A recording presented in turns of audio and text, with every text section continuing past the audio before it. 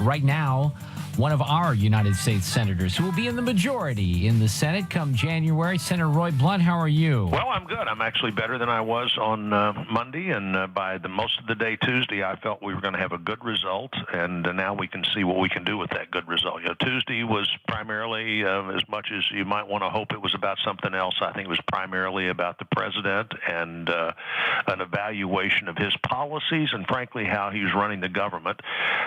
Beginning now, Republicans in the Senate and the House have a chance to show people the difference in a Republican-led Congress and the Congress we have had, and the difference in a party that wants to govern, and that's what we're going to have to establish. As I told you the last time we were talking before the election, which we have an opportunity here to become either a clearly governing party or a complaining party, and I think we're off to the right first steps to become a governing party. So how do you accomplish those steps further on in the process? I played some audio from Mitch McConnell earlier today. So the president has reached out, Harry Reid has reached out, and those are typical things that happen the day after an election. But the president really hasn't shown any willingness, certainly to work with Republicans. I think you can also make the case that he hasn't really worked very well with some of his fellow Democrats. So why would the American people expect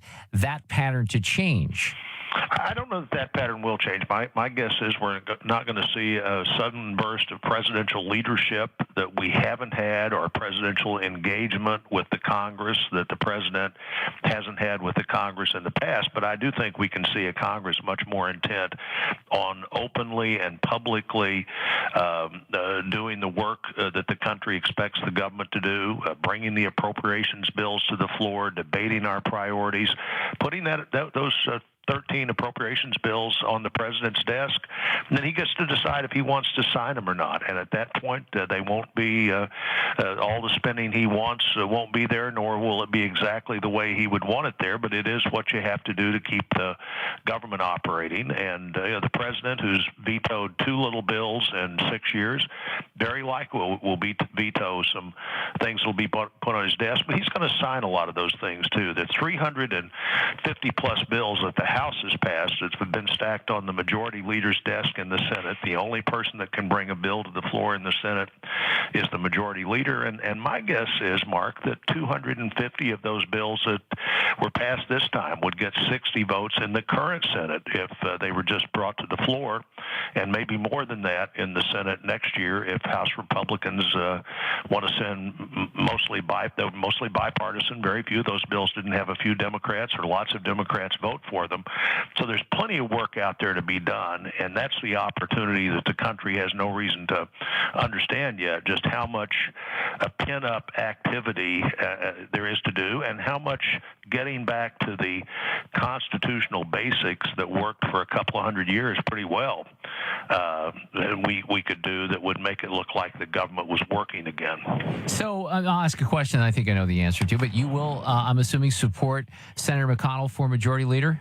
I will, and based on the results of the election, I doubt if anybody opposes Senator McConnell for majority leader. When you have the kind of gains that we just had, you usually don't fire the coach, and I think that's what we'll see next week when we organize the Senate. You don't think there'll be any opposition at all? There wasn't last time, and that was 2 years ago. I don't know anything that Mitch McConnell's done in the last 2 years that doesn't make him even more appealing as a leader than he would have been 2 years ago. Big gains around the country, an understanding that we needed to go out and find candidates that could connect with the voters in their state, and we had great candidates. The fact that last night we were watching Colorado and Iowa and even New Hampshire, that we got to the majority without the runoff that'll occur in Louisiana, all that, and frankly, from the bigger point of view of looking voters willing to look another way, elected Republican governors in states in several cases that haven't had a Republican governor in a long time, and if they've had one, it was only maybe one Republican governor in the 20 years before that. So we saw the country willing to give the other party an opportunity, to give my party an opportunity to see if we could do a better job prioritizing and running the government.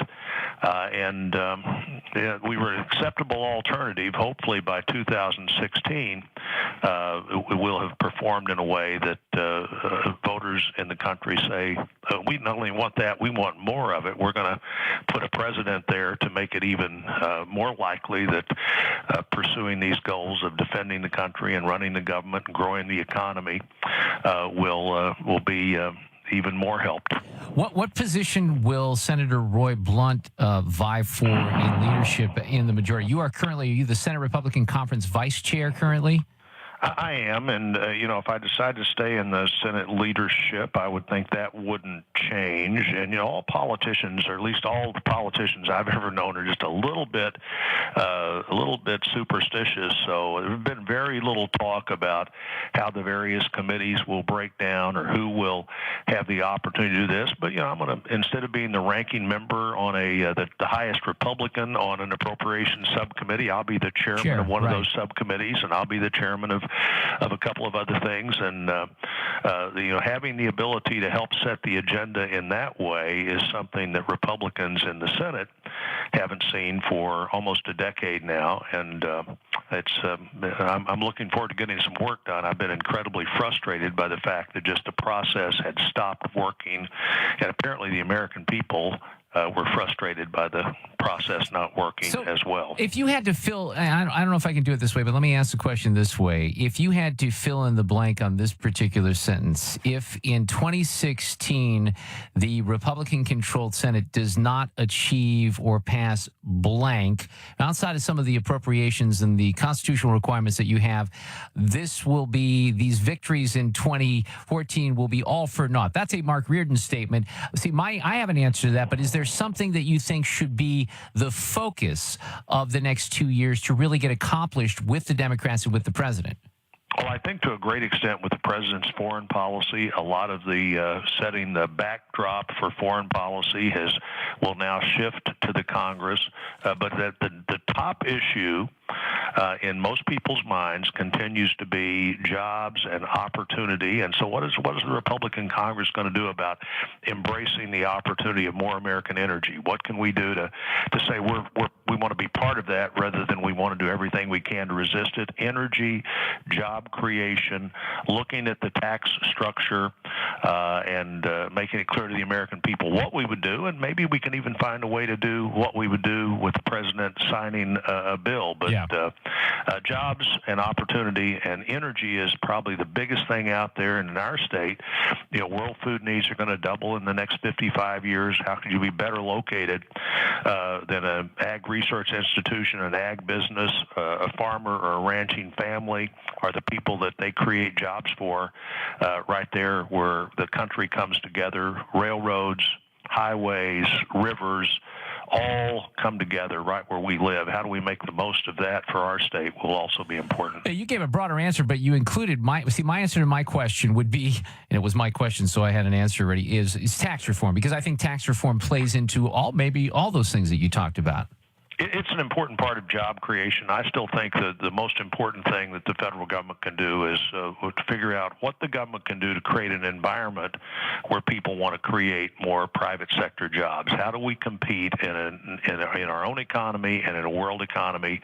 Saw some polling just last week where voters 19 to 29 favored a Republican Congress, and there's only one real explanation for that. The four-letter word that they're focused on is jobs. Absolutely, absolutely. Senator, I know you're busy today. I like the tone. It seems very consistent that the Republicans are taking from the, I guess, soon-to-be majority leader and yourself, that it's not gloating. It's let's see if we can govern, get some things done, because there's a lot of frustration amongst the American people. So I know I'll see you soon, and I'll talk to you soon. Look forward to being with you soon. Thanks, Mark.